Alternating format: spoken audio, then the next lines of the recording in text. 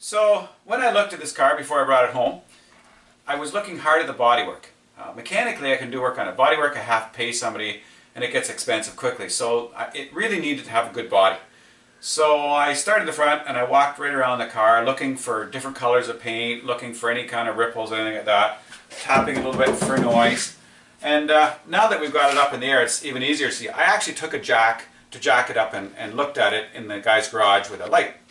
But as I walk along here, I can see any issues, I can see the bottom of the door, but with MGBs, a good way to test and see how solid the car is to open the door and then close the door.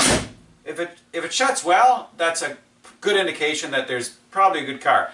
If it shuts poorly, then you can check and see if the hinges are wore. If there's a lot of play in the door, that may be an excuse, but I would still think twice about an MGB that the door doesn't shut. And I think that's so on all cars. So I just continued walking around the car and looking and see, make sure the doors fit and whatnot. One of the things that worries me, Lance, I don't know when you get in here, but there's some different color paint here.